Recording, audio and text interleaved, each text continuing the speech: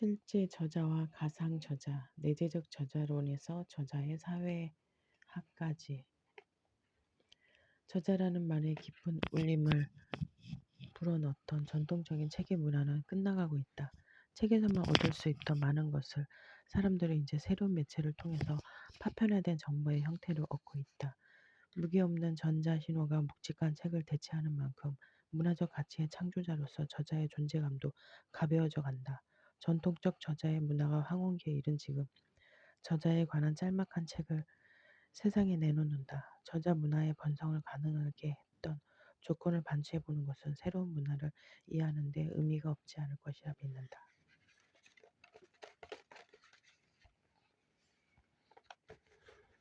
읽기 과정 구성된 필자 혹은 가상 필자. 이제 문어적 소통의 나머지 과정, 즉 독자의 수용 과정을 생각해 보자. 구어적 소통 과정에 있는 청자와 문어적 소통 과정에 있는 독자 사이의 가장 큰 차이는 역시 송신자의 현존 여부에 있다. 필자의 부재는 독자에게 이해의 어려움과 동시에 자유도 준다. 청자는 발화자가 함께 있기 때문에 발화자의 의도를 더 잘 이해할 수 있지만 수용 과정에서 철저하게 발화자의 시간에 묶여 있어서 자유롭지 못한 점도 있다. 청자는 발화자가 말하는 동안 바로바로 이해해야 한다. 이에 반해 독자는 글 자체 외에 필자의 의도에 관한 추가 정보를 얻는 데는 어려움을 겪지만 자신의 능력에 따라서 이해의 속도를 조절할 수 있다는 이점이 있다.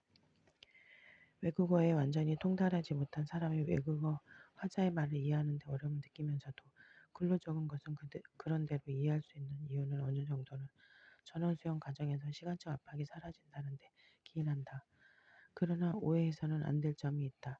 수용 과정에서 필자의 직접적 개입이나 압박 시간적 구속이 없다고 해서 그를 독자에게 인식되기만을 기다린다는 주체성이 없는 대상으로 간주해서는 안 된다는 것이다. 독자는 필자의 부재 속에서 물질적 대상으로서의 글만을 접하고 있지만 눈앞의 사물이 그냥 존재하는 객체가 아니라 다른 어떤 주체가 의도하여 만들어서 내게 전해진 대상이라는 것. 그리하여 그를 통해 상대 주체의 의도를 이해하는 과제가 자신에게 주어져 있다는 것을 알고 있다. 이 점에서 독자의 입장을 직접 발화자와 대면하여 그의 의도를 이해하고자 하는 청자와 크게 다를 바가 없다. 목소리와 문자라는 매체상의 차이에도 불구하고 말과 글은 선형성을 공유한다. 선형성은 말과 글의 물질적 특성과 무관하게 언어 자체의 구조에서 기원하는 것이기 때문이다. 소시르는 그것을 통합적 관계라고 불렀다. 말과 글은 모두 일정한 순서에 따른 소리의 나열, 단어의 나열, 문화의 나열이다. 그리고 수용과 이해의 과정, 역시 귀를 통한 것이든 눈을 통한 것이든 담화의 순서를 그대로 따라가는 가운데 이루어진다. 물론 독자는 글의 수용 과정에서 시간적 자유와 더불어 순서의 자유도 누린다. 독자에게는 글의 순서를 뒤바꿔 받아들일 자유, 글을 읽다가 앞으로 되돌아갈 자유, 글을 띄엄띄어 읽을 자유가 있다. 그것은 글이 말과는 달리 시간을 초월하여 지속적으로 존재하기 때문이다. 그럼에도 불구하고 독서의 기본값은 글 자체가 결정한 순서에 따라 그대로 읽어가는 것이다. 글은 일반적으로 그렇게 순서대로 수용해서 이해할 수 있도록 구성되기 마련이다. 따라서 독자는 청자와 마찬가지로 수용 과정의 마지막에 이르러서 즉 읽기를 끝내면서 비로소 자기 나름대로 필자의 의도를 구성한다. 그리고 자연스럽게 필자에게 그러한 소통적 의도를 글로 구현한 주체로서의 이미지를 부여한다. 독자는 부재하는 필자를 글 이전에 존재하면서 글을 만들어내고 자신에게 그 글을 읽게 한 특정한 의도의 주체로서 상정하는데 그러한 주체의 이미지는 독자가 글에서 읽어낸 소통적 의도뿐만 아니라 그러한 글의 생산을 위해 필요한 주체적 조건 전체에 대한 종합적 판단을 바탕으로 형성된다. 그것은 그레마스가 말한 주체의 역량에 대한 판단이다. 그레마스는 행위 주체의 수행에 대한 전제를 이루는 자질을 역량이라고 부른다. 행위 주체가 행위를 하기 위해서는 일정한 역량이 필요하며 이 역량은 하고 싶음, 할 줄함, 할 수 있음과 같이 양태적 구조로 분류할 수 있다. 이러한 생각은 글의 생산에 그대로 적용할 수 있다. 글의 생산 행위도 일종의 수행으로서 필자의 역량을 전제하는데 그 역량에는 의도뿐만 아니라 그런 글을 쓰는 데 필요한 언어 능력, 문해력, 상대와의 관계를 생각하는 예절 능력, 세계에 대한 지식과 교양까지도 포함되는 것이다. 물론 독자는 글을 해독하여 필자의 소통적 의도만 간파하면 되지 그 글을 쓴 필자를 굳이 어떤 역량을 갖춘 인격적 존재로 머릿속에서 재구성할 필요는 없을지도 모른다. 그러나 독자는 꼭 어떤 필요에 의해서가 아니라 단순한 호기심 때문에라도 자연스럽게 이 글의 필자는 어떤 사람일까 상상하게 된다. 독자는 글을 통해서 글 배우의 사람을 보려 한다. 필자가 이미 아닌 사람인 경우도 있지만 이때는 독자는 글을 통해서 필자에 대해 이미 가지고 있던 생각을 교정할 가능성이 있다. 구어적 소통에서도 사정은 근본적으로 다르지 않다. 물론 구어적 소통에서는 발화자가 눈앞에 있기에 청자는 애초에 발화자의 이미지를 상상할 필요가 크지 않다고 할 수도 있다. 그러나 눈앞에 발화자가 초면의 상대인 경우 청자는 그가 말하는 것을 들은 뒤에야 비로소 그에 대한 구체적인 이미지를 얻게 되었다고 느낄 것이 분명하다. 역시 발화자를 이미 알고 있다고 해도 그는 자신이 알고 있는 발화자와 말을 통해 드러나는 발화자를 비교하며 그의 이미지를 수정해 가기 마련이다. 언어적인 의사소통의 과정은 사실상 상대방의 의도가 무엇인가를 알아내는 과정일 뿐만 아니라 상대방이 어떤 사람인지를 부단히 탐색하는 과정이다. 그것은 구어적 소통에서나 문어적 소통에서나 크게 다르지 않다. 나에게 말을 건네는 자에 대한 호기심은 의사소통 과정을 이끌어가는 주된 동력 가운데 하나인 것이다. 그래서 청자의 의식 속에서 발화자도 구성되고 독자의 의식 속에서 필자도 구성된다. 다만 구어적 소통의 구성 과정과 문어적 소통의 구성 과정 사이에는 수용자의 상상력이 투입되는 정도의 차이가 있을 뿐이다. 요컨대 독자는 글을 보고 그런 글을 생산하여 전달한 필자의 역량을 짐작하며 거기에서 필자에 대한 이미지를 만들어낸다. 여기서 중요한 것은 필자의 사실상의 역량을 글을 생산하는 기반이 되지만 독자 입장에서는 완성된 글이 기반이 되어 거기에서 역으로 필자의 역량을 추정한다는 점이다.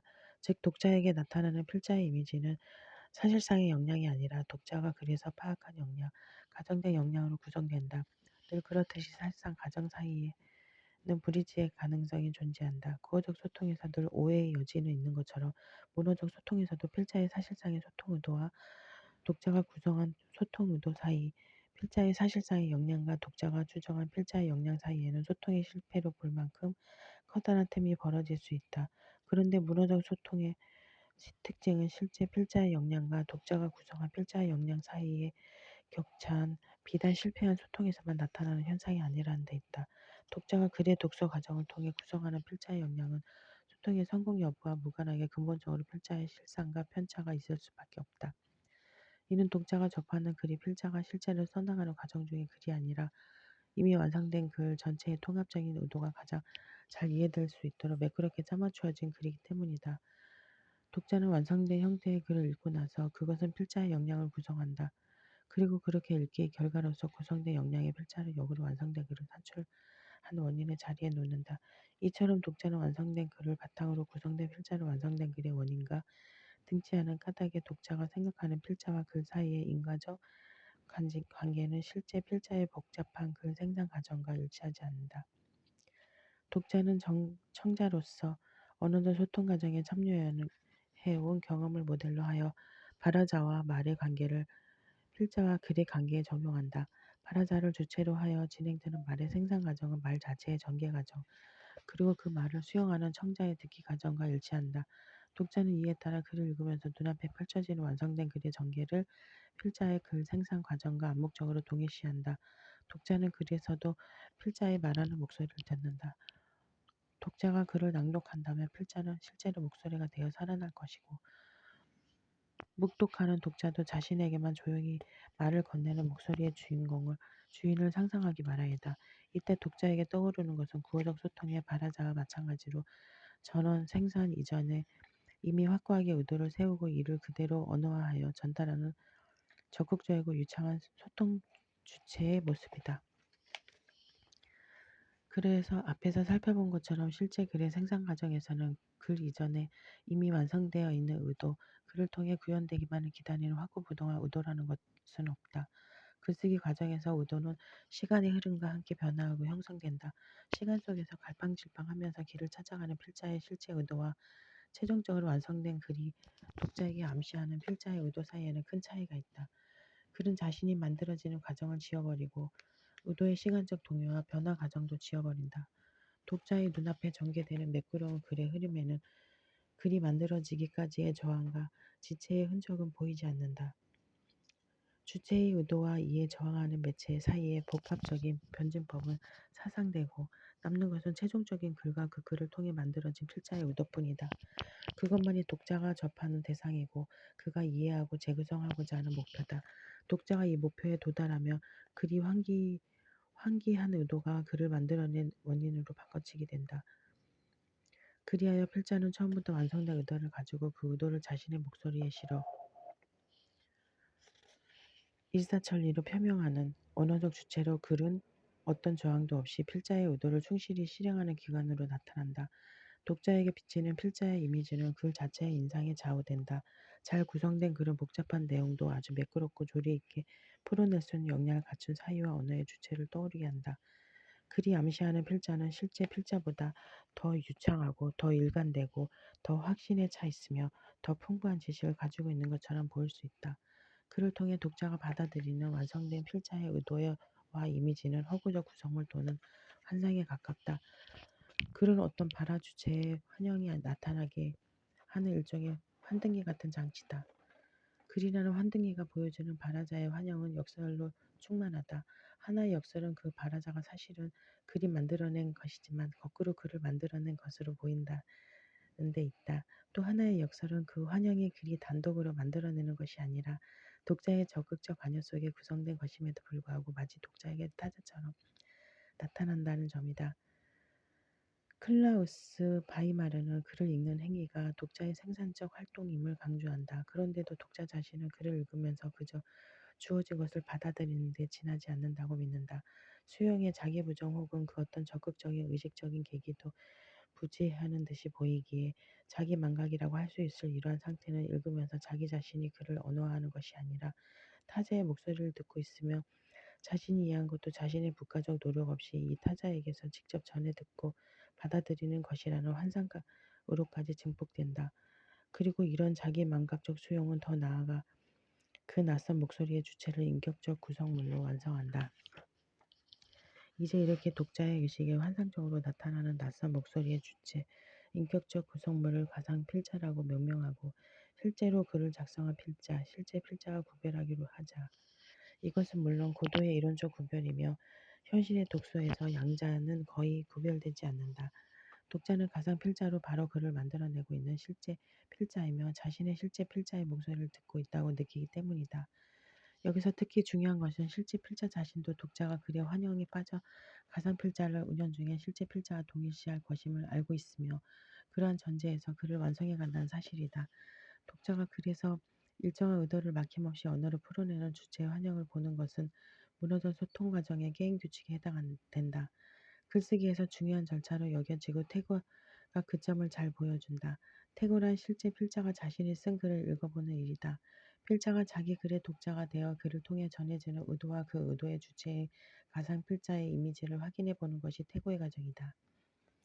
설사 태고를 하지 않더라도 실제 필자는 글이 하나의 통일적 전체가 되도록 신경을 쓰는 가운데 글 전체에 대한 의식을 지닐 수밖에 없고 언제나 완성된 글을 보는 독자의 시선을 자신의 시선으로 삼아야 하는 것이다. 그렇다면 필자는 글을 통해 자기 자신을 필자로서 구성하는 것이며 그렇게 구성된 가상 필자를 독자에게 내보이는 것이 글쓰기의 의도에 내포되어 있는 셈이다. 그것은 글에 대한 일정한 의도를 가진 주체로 자신을 대표하게 하려는 의도이며 의도의 의도라는 점에서 메타 의도라고 할 수 있다. 완성된 의도를 가지고 글 전체를 처음부터 완전하게 계획하여 실현하고 이를 독자에게 제시하는 주체로 표상되는 가상 필자는 독자가 글을 읽으면서 만들어내는 어떤 허구적인 역할이라고 할 수 있지만 그 이전에 실제 필자 자신이 자기 글의 첫 번째 독자로서 구성하는 역할이기도 하다. 문어적 소통 과정이 성공한다는 것은 실제 필자 자신이 구성한 가상 필자와 독자가 구성한 가상 필자가 거의 일치하는 경우를 말한다. 일상적 말에서 소통의 성패가 화자의 실제 의도와 청자를 통해 구성된 의도 사이의 일치 여부로 결정된다면 글의 소통 과정에서 성패를 좌우하는 기준은 실제 필자와 독자의 일치가 아니라 양자가 각각 독자적으로 수행하는 허구적 구성 작업의 일치, 즉 독자와 독자 사이의 일치라고 말할 수 있다. 글쓰기 과정에서 시간적으로 변해가는 불확정적인 실제 필자의 의도는 결코 파악될 수 없고 구성될 수도 없다. 그것이 글에 그대로 남아있고 그대로 독자에게 전달된다면 독자는 대혼란에 빠질 것이다. 문어적 소통에서는 실제 필자의 의도가 아니라 가상필자의 의도만이 중요하다. 그런데 가상필자의 의도란 오직 독자의 주관적 성향과 경험과 지식을 바탕으로 한 구성, 작업을 통해서만 비로소 성립하는 것이기 때문에 필자가 자기 글의 첫 번째 독자로서 구성하는 가상필자의 의도와 일반 독자의 머릿속에 그려지는 가상필자의 의도가 완전히 일치하는 것은 오히려 드문 일이다. 그런 점에서 문어적 소통은 실패를 무릅쓴 소통의 시도라고 할 수 있다. 저자 구성과 저자인지, 필자에서 저자로, 지금까지 문어적 소통에서 적극적 주체의 자리에 서 있는 자, 즉 송신자를 필자라고 불렀다. 저자라는 용어를 의도적으로 기피한 것인데 이는 저자 개념 속에 글을 쓰는 모든 사람을 포괄할 수 없는 특별한 함의가 담겨 있기 때문이다. 물론 필자라는 말 역시 일상적인 의미에서는 문자를 통해 의사를 전달하는 사람보다는 더 특별한 의미를 지니지만 이 책에서는 그 말의 의미를 확장하여 글을 작성하고 이로써 소통하는 모든 주체를 포괄적으로 가리키는 용어로 사용한 것이다. 그럼 필자는 언제 저자가 되는가? 저자란 무엇인가? 여기서는 우선 저자라는 말을 모든 가치 평가적 함의를 제거한 상태에서 가능한 한 중립적으로 정의해 보고자 한다. 글은 일단 두 가지 종류로 나누어 볼 수 있다. 한정적인 글과 비한정적인 글이 그것이다. 한정적인 글이란 편지처럼 특정한 소통 주체 사이의 제한적 맥락에서 유통되고 그 속에서 의미를 지니는 글이다.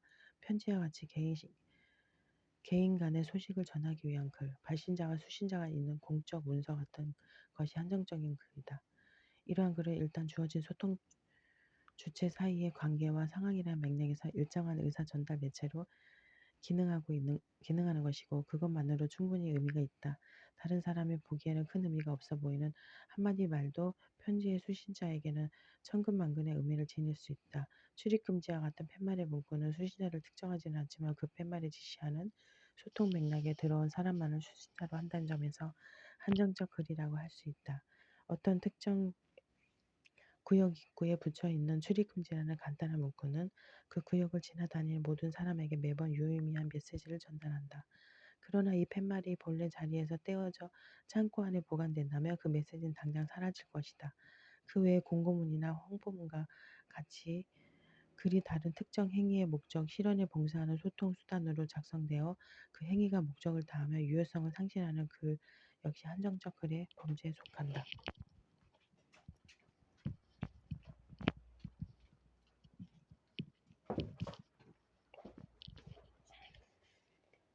그렇지 않은 글이 비한정적 글이다.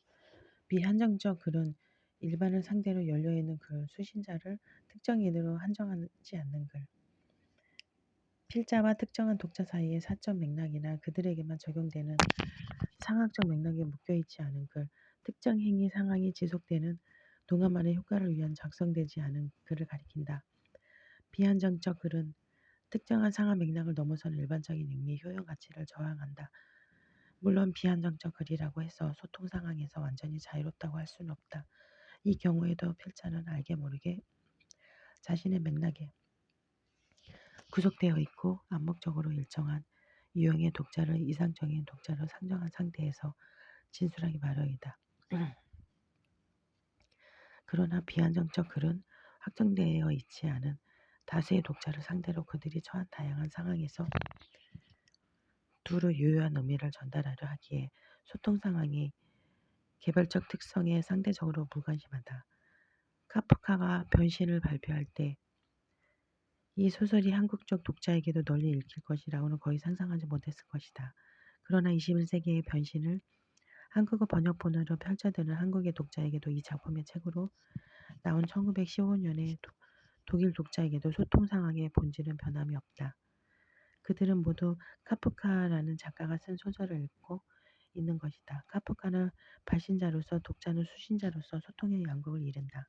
카프카는 누군가가 그 이야기를 소설로 읽어주기를 바라고 발표했고 그것을 소설로 읽는 독자는 시간도 지역도 관계없이 카프카의 독자가 된다.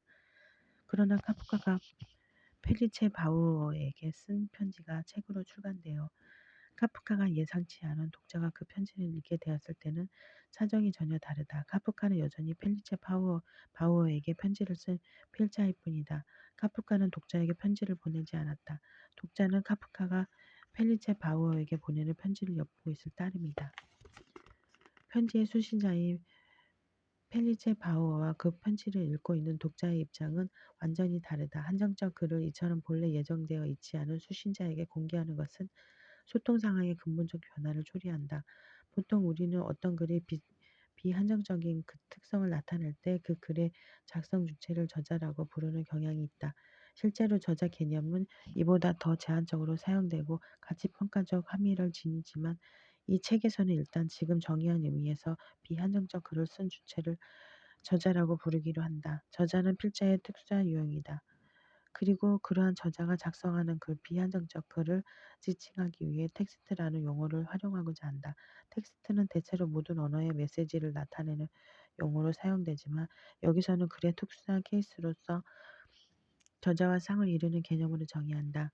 또한 필자를 실제 필자와 독서를 통해 구성된 가상 필자로 구분했듯이 저자의 경우에도 실제 저자와 가상 저자와 구분을 전제로 논의를 전개할 것이다. 저자와 독자의 관계는 기본적으로 저자가 집필한 텍스트를 매개로 성립하며 그것으로 충분하다. 내가 카프카의 소설을 읽는 순간 카프카와 나 사이에는 저자 독자의 관계를 성립한다. 물론 저자가 살아있다는 독자가 저자에게 연락을 취하여 양자 사이에 대화적 관계가 성립할 수도 있지만 그것은 저자 독자의 관계에서 파생한 새로운 관계일 뿐 저자 독자 관계의 본질적 국면은 아니다. 이에 반해 한정적 글은 언제나 발신자와 수신자 사이의 글과 연관된 행위 맥락 속의 관계를 전제한다. 편지의 발신자와 수신자 사이에는 편지를 주고받기 이전에 편지를 쓰도록 만든 어떤 관계가 이미 있다. 모르는 사람이 내게 편지를 하는 경우에도 그 속에는 내게 편지를 읽는 것 이상의 어떤 관계 속에 들어와 달라는 요청이 포함되기 마련이다. 최소한 답장을 해달라는 요청. 이에 반해 저자는 읽히는 것을 최종 목적으로 텍스트를 집필한다. 물론 저자에게 텍스트가 독자의 의식에 영향을 미치고 그것으로 행동의 변화를 촉진할 것이라는 기대가 있고 그것이 텍스트를 집필하는 더 큰 목적일 수도 있다. 그러나 그것은 편지를 보내어 답장을 요구하는 것과 같이 상대를 직접적으로 구성하는 종류의 의도는 아니다. 독자는 텍스트를 읽는 것으로 저자 독자의 관계에 이미 들어간 것이고 그 관계 속에서 자신의 할 일을 일단 다한 것이다. 그 이후의 모든 사태는 독자의 자발적 의지와 관계된 것이면 저자 독자의 관계와 독서라는 소통 상황 너머에서 일어나는 일이다. 이처럼 저자의 텍스트가 독자에게 읽히는 것이 저자 독자 관계의 종착 지점이기 때문에 이 관계는 근본적으로 일방향적이고 비대칭적이다. 대화와 같은 구어적 소통의 형식은 화자와 청자의 지속적인 자리바꿈을 통해 전개된다. 편지 교환 역시 구조적으로 이와 동일하다. 한 번은 A가 필자이고 B가 독자였다가 다음번에는 B가 필자의 자리에 오고 A가 독자가 된다. 그러나 저자와 독자의 관계는 이런 식의 자리바꿈을 예정하지 않는다. 독자 중에 한 사람이 책을 읽고 자신에게 편지를 보낸다면 이때부터는 편지라는 한정적 글의 형식을 통한 새로운 소통 관계가 시작되는 것으로 보아야 한다. 저자의 텍스트를 읽은 독자 가운데 한 사람이 이에 반응하여 새로운 텍스트를 쓰고 발표했다고 하자 최초의 저자는 제2 텍스트의 독자 가운데 한 사람이 될 수도 있다. 그러나 반드시 그래야 하는 것도 아니고 그것을 요구받은 것도 아니다. 그가 자신의 독자가 쓴 텍스트를 읽지 않는 것은 자신을 향한 편지를 읽지 않는 것과는 전혀 다른 의미를 지닌다. 설사 그가 텍스트를 읽는다 해도 이는 완전히 새로운 저자-독자 관계의 시작이다. 필자-독자의 대칭적 상호교대라고 할 수 있는 편지 소통의 경우와 달리 여기서는 제1 텍스트의 독자가 저자의 자리를 옮긴 것이 아니라 그 독자 중 한 사람이 저자가 된 것이고 제1 텍스트의 저자는 새롭게 형성된 제2 텍스트의 독자 집단 가운데 한 사람이 된다. 방금 제시한 예시에서도 드러나듯이 저자-독자의 관계는 수적인 측면에서도 비대칭성을 나타낸다. 저자는 물론 복수 혹은 집단적 저자의 문제가 있다. 대체로 1인이고 독자의 수는 이론적으로 제한이 없다. 다양한 독자가 한 저자를 바라보고 저자는 다양한 독자를 개개인으로 구별하여 인식하지 못한 채 다수 집단으로서 대한다. 이러한 비대칭성으로 인해 저자와 독자의 관계는 사람과 사람 사이의 인격적 관계와 큰 차이를 나타낸다. 저자는 자신의 텍스트를 누가 읽지는 읽는지 알지 못하며 그의 의식 속에는 독자에 대한 추상적이고 막연한 인상밖에 없다. 반면 독자는 저자에 대해 이보다는 훨씬 더 개인화되고 구체적인 인상을 얻는다. 그러나 그건 역시 텍스트라는 매체를 통해서 간접적으로 형성된 인상일 따름이다.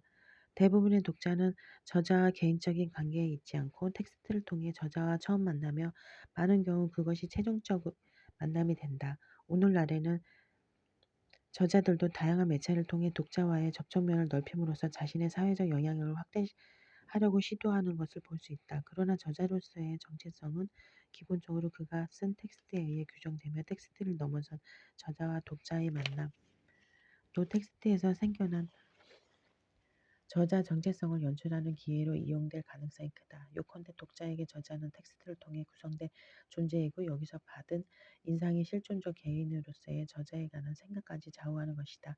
실존적 개인으로서의 저자 자신은 독자에게서 멀리 떨어져 있다. 이상의 이유에서 이미 무너져 소통의 특징으로 거론한 송신자의 부재 현상은 저자 텍스트 독자의 소통 상황에서 더 심한 양상으로 나타난다.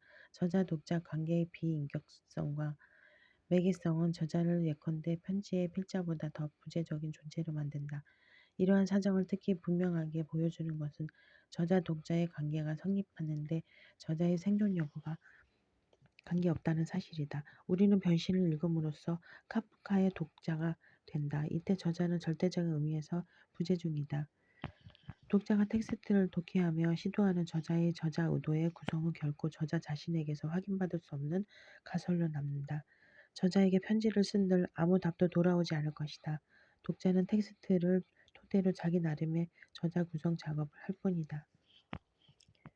저자 구성의 출발로서의 저자인지, 저자가 죽은 경우뿐만 아니라 실제로 텍스트를 작성한 사람이 누구인지 알 수 없는 경우에도 독자에 의한 저자 구성은 검증받을 수 없는 주관적 추정에 머무른다. 우리가 실제 저자가 누구인지 안다면 그가 설사 죽었다 하더라도 적어도 어떤 다른 기록을 통해서 또는 저자의 다른 텍스트를 통해서 그가 전달하고자 한 의도가 무엇이었는지 혹은 그가 자신을 어떤 가상 저자로서 제시하고자 했는지 좀 더 설득력 있게 추정해 볼 수 있을 것이다. 그러나 누가 쓴 것인지를 아예 모른다면 독자가 상대하는 소통의 주체는 오직 텍스트의 독해 과정에서 우리에게 현현하는 가상적 발화자뿐이다. 독자는 주어진 텍스트에만 의지하여 저자를 구성해야 한다. 즉 독자가 의식 속에서 만들어내는 가상 저자는 텍스트 자체의 경기 안에 갇히게 된다. 여기에서 저자 구성과 긴밀하게 연동되어 있는 문제, 즉 저자인지의 문제가 제기된다. 저자인지란 독자가 독서 과정에서 구성하는 저자를 실존하는 특정한 인간과 동일시하는 것을 의미한다. 모든 독자는 텍스트를 읽으면서 어떤 식으로든 저자의 의도와 그의 인간적 이미지를 구성한다. 저자 구성은 독서 과정의 본질적 계기를 이룬다. 그러나 독서에서 저자의 인지가 항상 일어나는 것은 아니다. 모든 텍스트는 저자와 분리되어 존속하기 때문에 익명적으로 될 가능성 또한 언제나 열려 있다. 저자의 이름이 자체에 기입되어 있지 않은 텍스트는 누가 저자인지 알 수 없게 될 확률이 높다. 물론 익명화의 가능성은 텍스트뿐만 아니라 모든 종류의 글이 안고 있는 문제다. 그것은 구어적 소통과 문어적 소통을 가르는 중요한 변별점이다. 발화자가 청자와 함께 있다. 는 것. 청자에게 발화자가 명백히 드러나 있다는 것이 구어적 소통 상황의 기본 조건이며 이 조건은 언어 자체의 구조에 반영되어 있다. 특정한 시공간을 점하는 화자의 현존은 언어 속에서 나 지금 여기라는 세 개의 지시사로 표현된다.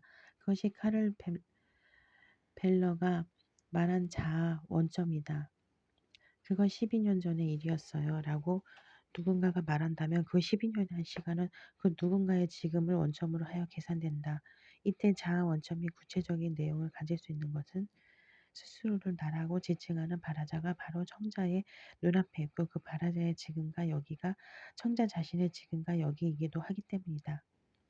즉 발화자가 전제하는 나 여기 지금의 지식적 의미는 당연히 청자에게 알려져 있을 수밖에 없는 것이다. 그런데 무너져 소통 상황에서는 어떤가? 글 속에서 나, 여기, 지금과 같은 말들은 즉각적으로 의미 효과를 발휘하지 못한다. 다른 추가적 정보의 도움이 없는 한 이러한 지시사들은 구어적 소통에서와는 달리 언어 외적 콘텍스트를 통해 자연스럽게 지시적 의미를 획득하지 못하고 빈 가로로 남는다.